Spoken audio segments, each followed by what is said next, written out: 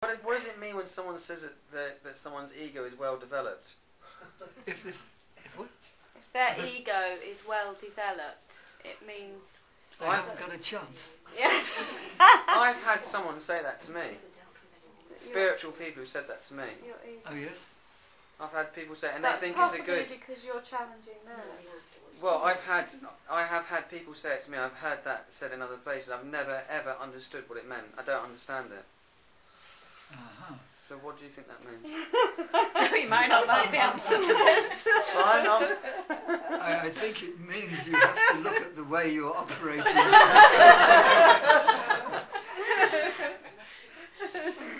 But you have more of an inverse ego than an external ego. There are those who, I am the big I am. I'm fantastic, I'm wonderful. This is compensation for feeling useless. And then there's the inverse, that I'm, you know, I don't feel that I'm the greatest thing since the invention of cheese or whatever. And I'm more retractive. But it's the same side, I mean, it's the other side of the same coin. It is still a sense of ego, either retractive or expansive, and it's this business. So we have to just observe constantly whenever that sense of I, negative or over positive, starts to manifest in consciousness, and step back from that and don't allow it any purchase for more than a few seconds. Because one way or the other, you are still inhabiting a false personality. That we attach our sense of I-ness, our sense of being, to something which isn't us. Something that we never had up until the age of 3, approximately. And if you can remember that sense that you had of freedom, of just being, not being this, not being that, not being the other, not even having an I. The little children don't say, I want. It's Johnny wants an apple, Jane wants a dolly. Until that sense of ego starts and we begin to put an I on something that isn't me, onto my sense of ego. And I start to believe that this mechanism of retraction and repulsion is me. And I fall for that. And I grow up with it. And then any slight that's coming at me, up comes the sense of ego, or up comes the sense of retraction, of fear, that people are looking at me badly, or putting me down, or whatever, or not thinking well of me. We buy into this false identity. The I think I am is not me at all. I have bought into a mask, a personality. You know, in the Greek tragedy, the mask that they had, smiling mask and a miserable mask, all these were called personas that they put on to show a different character.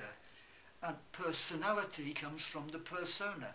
And we put on a personality to make people like us, to make people think we're nice, or we copy some film star, or our teacher, or the head girl at school, or whoever, and create another false I, which is not me at all.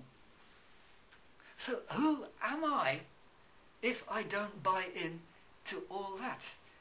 If I am not the sense of ego, and this is just a mental reaction habit, and I can stand back and I can observe how stupid I was reacting in that way, then that action can't be me.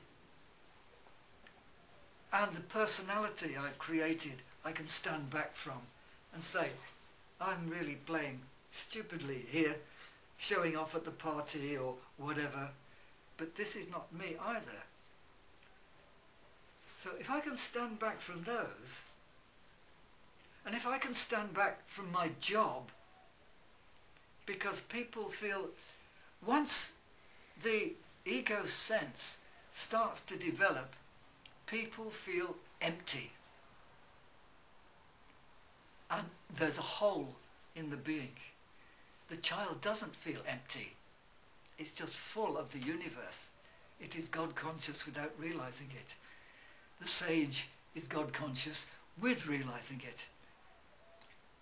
But in between, we get into this state of thinking I am something else that is not me. And I feel unhappy. I feel unfulfilled. I want to fill the hole. Pop stars and actors want loads of applause because they want to fill this hole, and it never works. So many of them commit suicide. People buy yachts and flash cars and join clubs and anything, get some letters after my name so I feel bolstered up. And it doesn't work because I'm putting a plaster over a wound. The wound of ego, of false identity.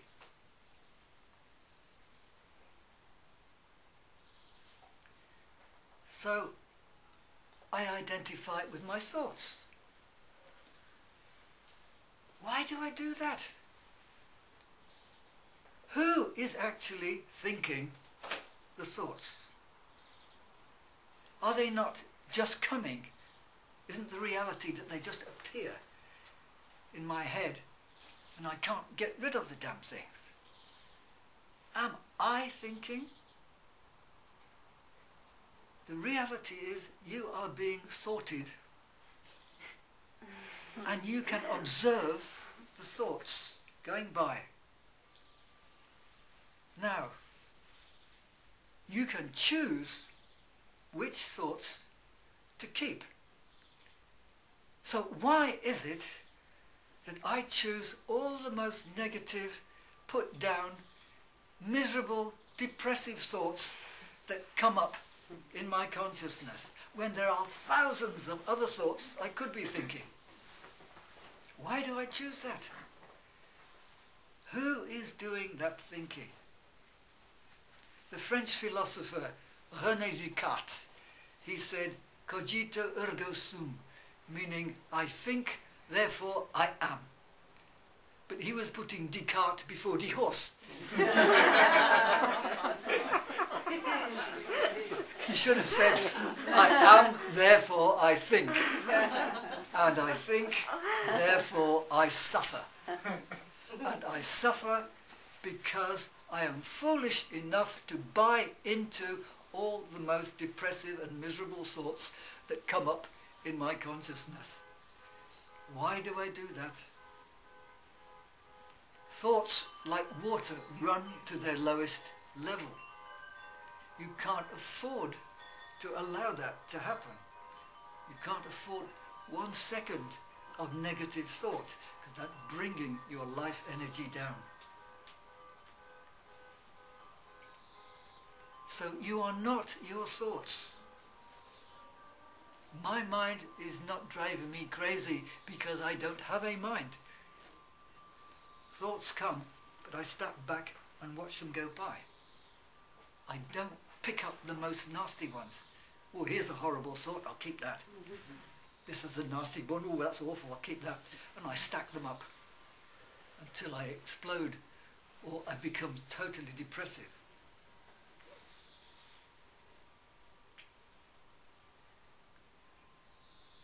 So standing back from thinking. Don't believe everything you think. That is an important mantra for all your life.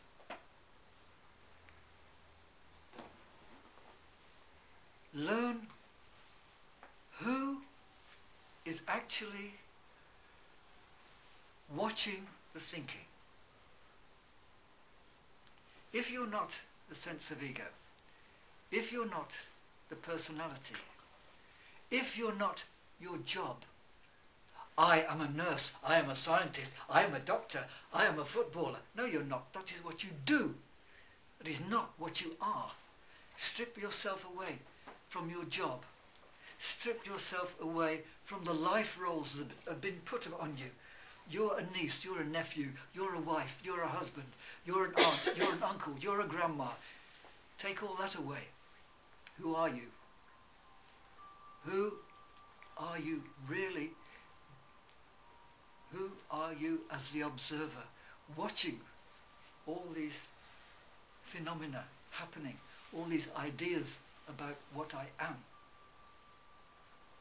That practice is the fastest step to self-realization, to awakening, to understanding the actuality of your existence.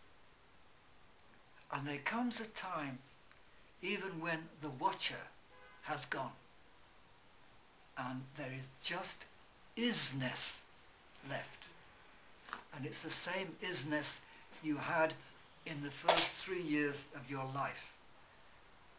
But you understand it now. And that isness is still there, only covered up with all these false eyes. That is why in the Bible it said, they call me Legion, for there are many of me. It's all the different eyes.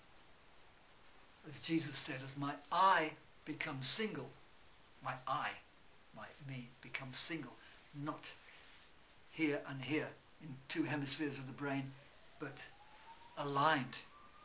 When that oneness occurs in consciousness, you are then free from all these beliefs. And that is what's called self-realization or God realization, same thing.